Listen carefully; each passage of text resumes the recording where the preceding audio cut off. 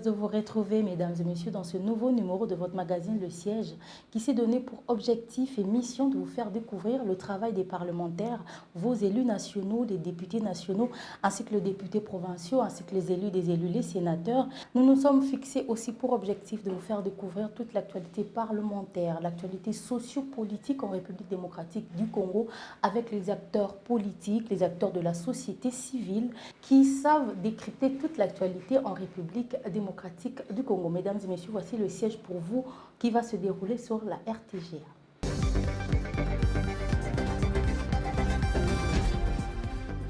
Mesdames et messieurs, la République démocratique du Congo a connu plusieurs cycles électoraux, celui de 2006, celui de 2011, ainsi que celui de 2018. Mais après tous ces cycles, est-ce que la population ressent le changement, surtout au niveau du panier de la ménagère? C'est sur ces choses que nous allons discuter au sein de cette émission. Mais avant que nous puissions recevoir notre invité de marque, je vous prie de suivre cette rubrique Parole à la base et nous allons nous retrouver tout de suite après.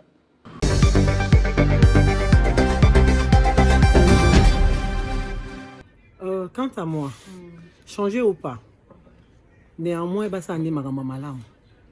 on peut changer aujourd'hui ce qui bazakaka dans le système où on est à tricherie. Ça ne sert à rien. Ou bien on garde la même personne. Ce qui kaka et l'eau le problème est que va penser na petit peuple. Musala kosala faut ezala ya malamu ba leki na élection et salami malamu ba bimisi o yaza élu. Et vous avez sans problème. Petit peuple a se retrouver lobby pe to kokoma égalité na bamboka mususu o toza ko envier lelo. Eza lié à élection te situation à peuple eza lié à mokonzi ya mboka ya mutazo kamba par rapport à entourage na ye. On peut changer le président aujourd'hui si son entourage ezaka mabe ba penser na petit peuple te. Bon bangotan bazo kota bazo en bénéficier d'abord pour na bango moko. Bazo ko magasiner d'abord pour na bango, bazo pesa te. Par contre na masolo nde toyoka na série à Mobutu, il collaborait avec ba collaborateurs nae bazali ko se retrouver na mbongo muto azo sala na Mobutu au moins ba famille na bango nyonso ezaki ba riche mais abiso ya lelo yo ata pena muto aza pembeni no mona olela lela pekaka. C'est comme si ba moto pe ba pembeni bazo se retrouver te siko ceux qui azuka tio esili atsumboli wana pati na se na misisa nyonso azu yango yemoka sise pona wana bato baolandaka o nazana daje mona landaka mbisi land mai chol baosa système ya olanda place mai chola ba mbisi te tant côté wa monique comme kauka alandi liziba koto pour d'abord pour na yemo quoi vivre et non pour na bato ba sima na ye c'est ba osala ke place o yozali o garder structure na yo o demere wana o tikali wana o zala opposition o tikali na opposition o bundi pour lobby o di maero ba je belé ba comme boya koza ba héros lelo yango wana mona akewa azungia akewa c'est comme si bazali kola balance quoi.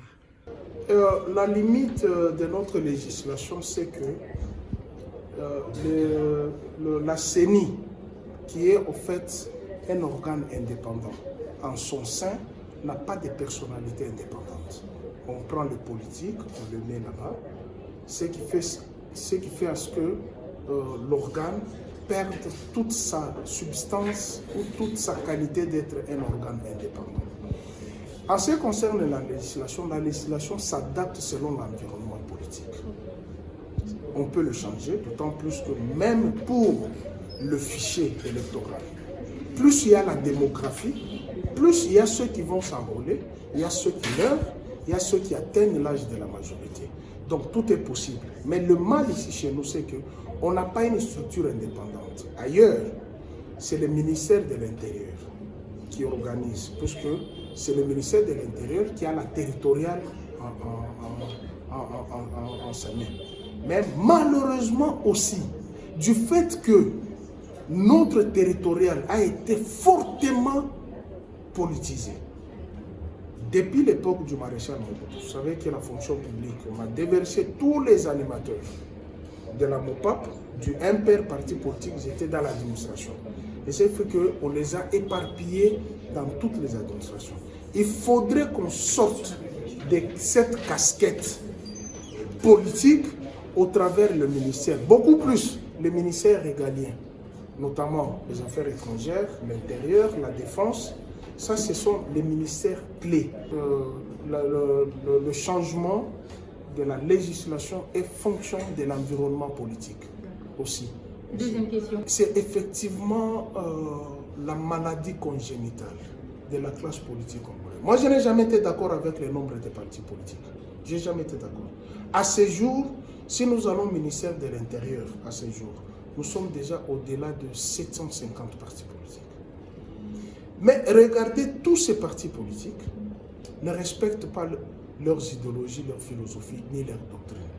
Vous voyez les partis de gauche qui sont au pouvoir et les partis de gauche qui sont dans l'opposition.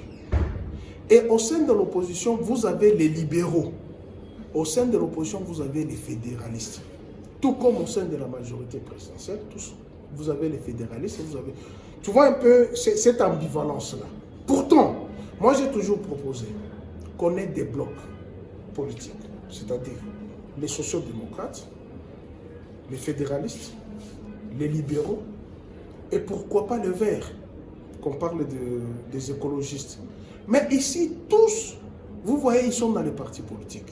Et il suffit que le pouvoir bascule. La personne bascule. Et la transhumance s'opère en pleine législature. Et qui cautionne cette transhumance? C'est le gardien de la loi. Au lieu de punir, vous transhumez pour aller dans une autre famille politique, vous avez les mandats de ces partis politiques-là. Il faut respecter, vous laissez les sièges, puisque vous avez été élu sur la liste de ces partis politiques. Et ce parti politique vous a donné les logos, vous a donné l'appui financier. Et il y a certains de ces membres qui ne pouvaient pas vous élire du fait que vous êtes membre de ce parti politique. Ils vous ont élu. La logique serait, vous quittez la famille politique, vous quittez le parti politique, abandonnez les sièges. Et c'est ça la logique des choses. Mais la maladie congolaise, c'est la transhumance.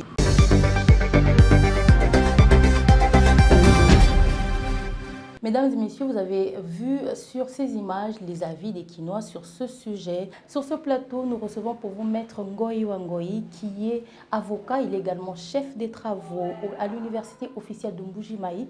Sur ce plateau, nous le recevons comme secrétaire général du parti Front pour un Congo Nouveau, dirigé par l'honorable Claude Nyamugabo. C'est un parti proche de l'Union Sacrée. Je vous prie de suivre.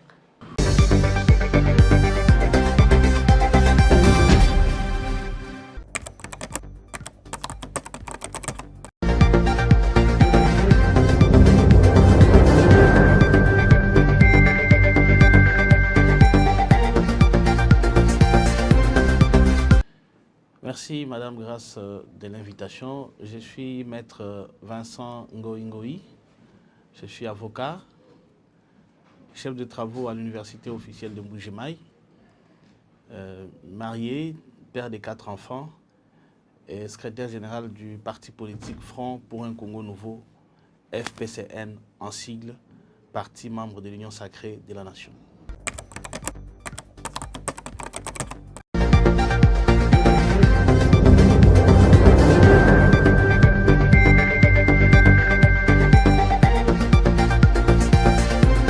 Le FPCN, mon parti, se porte très très bien.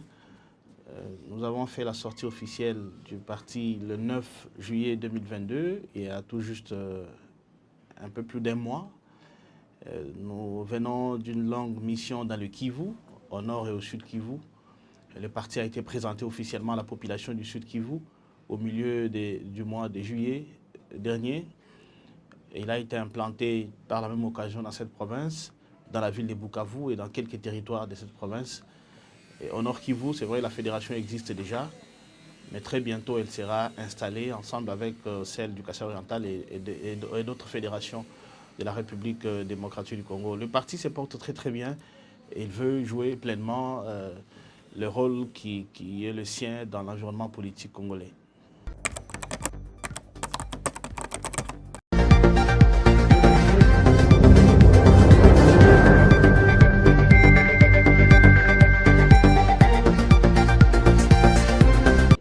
Ces manifestations se sont malheureusement déroulées pendant que nous étions dans le Kivu. Je dirais que la MONUSCO a un mandat, dispose d'un mandat du Conseil de sécurité de l'ONU. Et ce mandat est renouvelé chaque année. il est assorti d'un plan de désengagement progressif discuté avec le gouvernement de la République démocratique du Congo. Et donc je dirais à la population de garder son calme, de laisser la MONUSCO tranquille dans les endroits où elle est encore. Le plan de désengagement progressif est en cours d'exécution. Si vous allez dans certaines provinces, spécialement les provinces du centre de la République, à Mboujima et chez moi, il n'y a plus de MONUSCO. Et aussi d'autres provinces de la République, la MONUSCO n'existe plus. C'est vrai, le retrait ne devait pas être immédiat et total. C'était prévu selon le mandat discuté entre le Conseil de sécurité de l'ONU et le gouvernement de la République démocratique du Congo, que la MONUSCO se retire de manière progressive. Alors ce plan est en cours d'exécution, que la population fasse confiance aux institutions de la République qui gèrent cette question avec beaucoup de munitions. Ça ne sert à rien de brûler, de causer mort d'homme, ça ne sert à rien de se manipuler. La MONUSCO est appelée à partir de notre pays et elle est en train de partir. Oui, je déplore les morts qu'il y a eu parce que le sang du Congolais coule déjà trop dans cette partie-là de l'Est de la République. Il ne faut pas qu'il continue à couler pour des revendications telles que le départ de la MONUSCO, une revendication qui est censée être apportée au gouvernement et le gouvernement qui gère pourtant cette question avec beaucoup d'efficacité et de maîtrise d'ailleurs. Donc je déplore les morts, je présente mes condoléances les plus attristées aux familles éprouvées et je pense que le gouvernement doit prendre des mesures idoines pour que plus jamais pareille manifestation, pareille revendication ne puisse se faire. Et prendre les mesures idoines auxquelles j'ai fait allusion, c'est aussi accélérer les départs effectifs de la MONUSCO dont la présence n'est plus voulue par la population du Kivu selon les manifestations qui ont été organisées dans cette partie-là.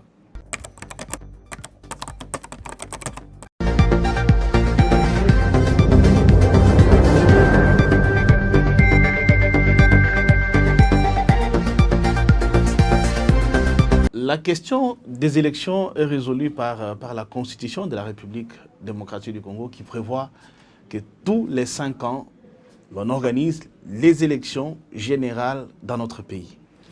Et donc c'est vrai, les conditions de vie de la population, le coût de la vie, ces questions sont extrêmement difficiles dans notre pays. Mais j'ai toujours été de ceux qui pensent que ce n'est pas parce qu'on organise les élections tous les 5 ans qu'on doit justifier la misère de la population. Donc les élections ne coûtent au Trésor public qu'à peu près 150 à 200 millions de dollars chaque année. Parce que normalement, les budgets électoraux devraient être libérés progressivement chaque année avant d'atteindre la 5e année au cours de laquelle ces élections seront organisées. Aujourd'hui, les recettes, les réserves d'échange ont atteint un niveau jamais atteint dans l'histoire de notre pays. On ne peut pas justifier l'organisation des élections dans un pays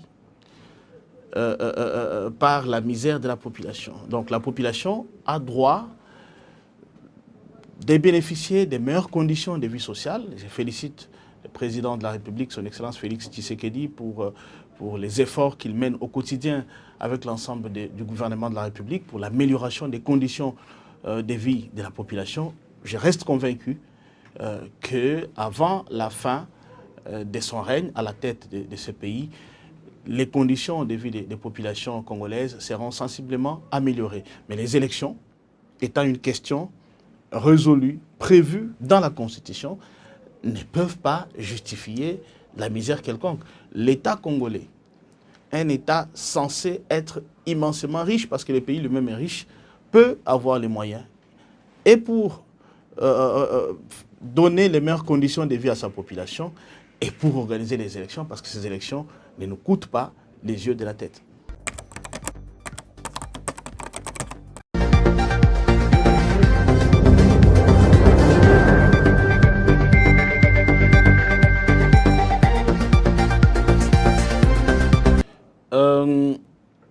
Oui, je dirais oui et non. Non d'abord, parce que si le changement du mode de scrutin, le mode d'organisation des élections, de certaines élections importantes de notre pays. J'ai fait allusion à l'élection du président de la République. L'élection, par exemple, des gouverneurs, c'est vrai que c'est au scrutin universel indirect pour celui-là, les élections des députés nationaux, etc., etc., mais plus spécialement les élections des présidents de la République. Si le changement de mode de scrutin peut permettre à ce pays d'économiser des moyens pour que ces moyens soient ensuite affectés au bien-être de la population, pourquoi pas engager des réflexions? Je l'ai dit tout à l'heure. Mais je ne suis pas d'avis, je ne pense pas que l'organisation régulière des élections dans un pays peut ou puisse favoriser la misère de la population. Non, parce que les élections, c'est vrai, elles coûtent cher pour le contexte africain. Mais dans une démocratie qui se stabilise, qui est stable, nous avons organisé 3 fois les élections. Bientôt, nous allons passer à notre 4e cycle. Oui, si les choses se stabilisent déjà, si chacun sait ce qu'il doit faire pour aller aux élections, pour organiser les élections, je pense qu'il faudrait alors réfléchir comment institutionnaliser la Commission électorale nationale indépendante. Dans la plupart des pays, vous ne suivrez pas qu'on est en train de réviser les fichiers électoraux. En France, dans les démocraties développées, la CENI est une structure basée au ministère et à l'intérieur dans ses attributions, donc dans son administration, et la CENI est un organe du gouvernement qui fonctionne de manière régulière, qui est financé dans le budget global de l'État et qui organise les élections selon le chronogramme, selon la feuille de route qui est tracée sur 5 ans. Et donc, si nous pouvons institutionnaliser ces choses, je pense que nous pouvons, d'une part, réduire les coûts des élections, mais d'autre part, faire en sorte que les élections ne nous posent pas souvent des problèmes. Les élections n'affectent pas le bien-être de la population.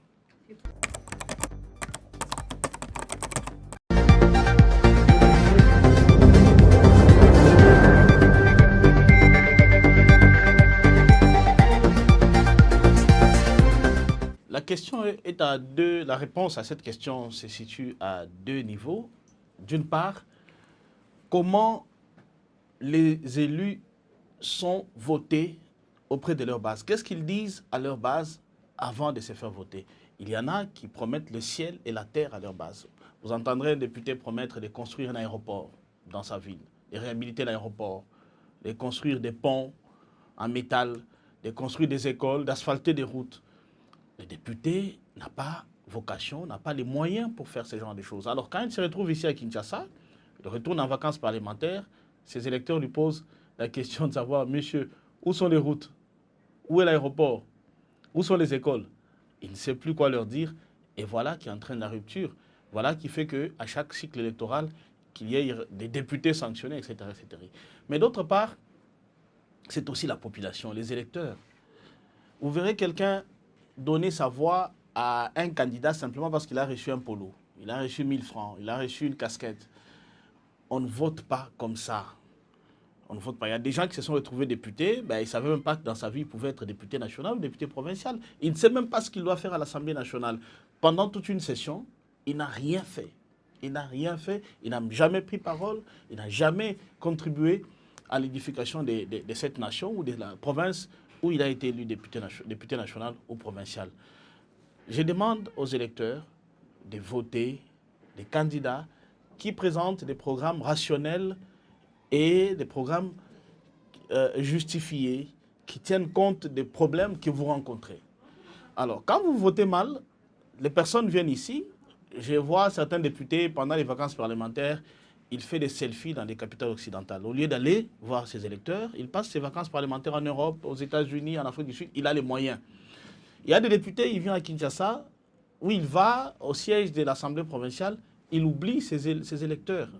Il retourne 3, 4, 5 ans après. Alors, des gens comme ça, on ne peut pas leur donner confiance. Mais il y a des exceptions. Moi, je reviens d'une mission dans les Kivu. J'ai accompagné un député national, l'autorité morale de mon parti en vacances parlementaires, Laurent Claude Nyamugabo. J'ai vu qu'il y a des députés qui ont la confiance de leur base. J'ai vu ce qu'il a fait pour ses électeurs. J'ai vu l'engouement suscité par son arrivée dans sa base électorale du territoire des Kabaré au sud Kivu.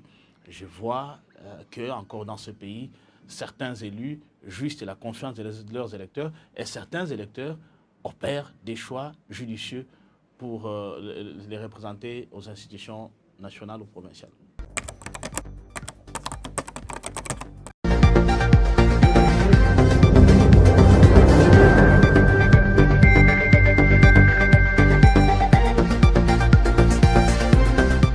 Plusieurs choses, mais je retiendrai pour notre émission les efforts qui ont été fournis pour favoriser la représentativité de la femme au scrutin.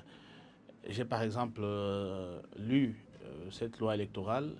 Il est prévu dans certaines de ses dispositions que lors de l'alignement des listes, une liste dans une circonscription de 10 sièges, par exemple, qui aligne 5 sièges, 5 femmes et 5 hommes, cette liste-là serait épargnée du paiement de la caution. Ce sont des innovations très importantes qui vont faire en sorte qu'il y ait beaucoup de femmes. Et moi, je rêve avoir une Assemblée nationale composée, par exemple, de 200 femmes, voire plus, et 300 hommes. Donc, si la parité, ou s'il y a une plus grande représentativité des femmes, et des femmes qui conviennent, je pense que ce pays pourra avancer parce que la femme a toujours joué un rôle capital quand elle est bien formée pour l'émergence, le développement d'un pays, et en l'occurrence de notre pays, la République démocratique du Congo.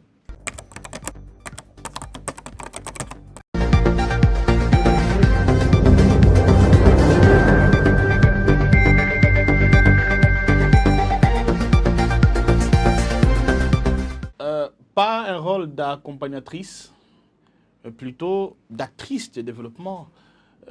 Partout où c'est la femme qui gère, il me semble bien qu'il y a peu de détournements, il y a peu de désordre, il y a beaucoup d'amour pour l'amour de son travail, beaucoup de respect, beaucoup de professionnalisme et beaucoup d'engagement. Et donc, je pense que la femme a un rôle à jouer, a son rôle majeur à jouer dans ce pays parce que d'abord la femme, c'est la couche de la population la plus représentée dans notre pays, et le jour, j'ai toujours dit, où la femme décidera de diriger ce pays, elle va le faire parce qu'il suffira simplement de donner tous les votes de la femme à la femme.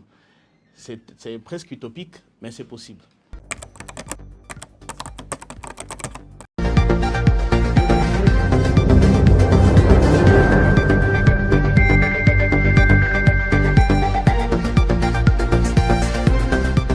Notre parti, les Francs pour un Congo nouveau, fait confiance en la Commission électorale nationale indépendante. Nous avons été invités le 16 juillet dernier à une réunion du cadre de concertation entre la CENI et les partis politiques. Et une feuille de route a été présentée qui nous mène jusqu'aux élections. Et la CENI nous a dit qu'elle respecterait les délais constitutionnels. Moi, je pense que nous devons lui faire confiance. Et même si, c'est vrai, normalement, on devait déjà être en train de réviser les fichiers électoraux, mais je l'ai dit d'ailleurs un peu plus tôt dans l'émission, je suis contre ce mode d'organisation des élections où il faut faire table rase à chaque fin des cycles électoraux, trouver des nouveaux animateurs de la CENI, commander de nouvelles machines à voter, commander de nouveaux ordinateurs, engager de nouveaux un nouveau personnel, etc. etc. C'est des choses qu'il faut, à mon avis, bannir pour l'avenir. Il faut trouver un moyen de stabilité pour le pouvoir organisateur des élections. Et donc, nous faisons confiance à la CENI. Nous pensons qu'elle tiendra parole, la parole qu'elle a donnée aux partis politiques pour l'organisation des élections dans les délais constitutionnels.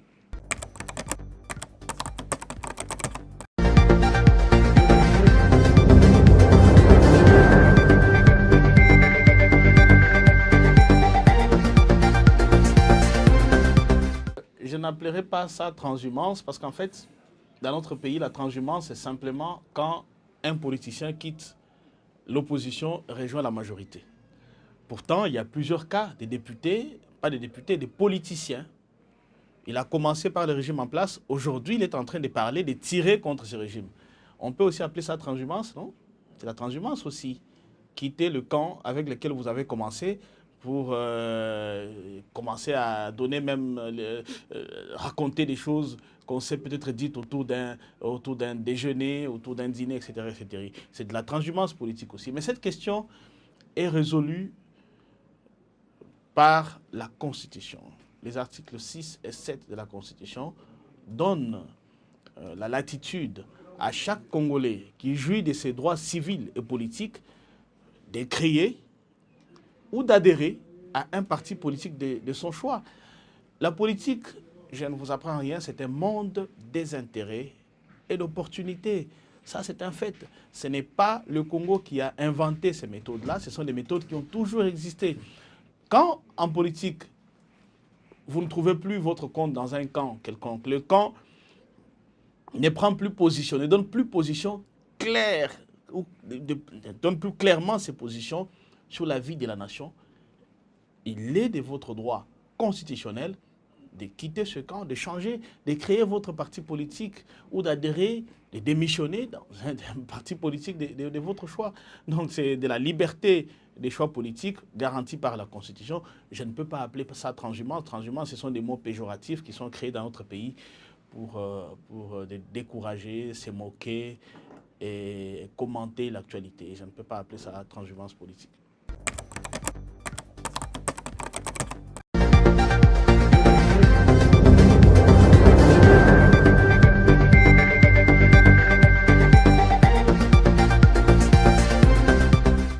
Notre avis au Front pour un Congo nouveau, c'est de respecter le principe de séparation des pouvoirs. Je crois que nous l'avons appris avec Montesquieu à l'université, à l'école, que chaque pouvoir, le pouvoir exécutif, législatif et judiciaire, chaque pouvoir, je disais, doit faire son travail. Donc la question de Jean-Marc Kabound est entre les mains de la justice. Notre avis, c'est de laisser la justice faire son travail. Lorsque une décision judiciaire aura été rendue, s'il y a lieu de la commenter, nous le ferons. Il est présumé innocent jusqu'à ce que sa culpabilité soit établie par un jugement définitif. Nous n'en sommes pas encore là. La question est encore réglée au niveau préjuridictionnel et nous faisons confiance à la justice. Elle dira le bon droit.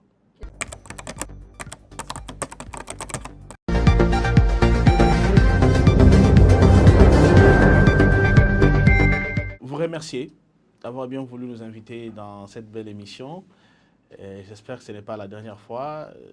Invitez aussi l'ensemble de vos téléspectateurs, pour ceux qui sont intéressés par le Front pour un Congo nouveau, de passer à notre permanence à Bandal, 174 avenue Msiri, pour prendre leur adhésion au FPCN.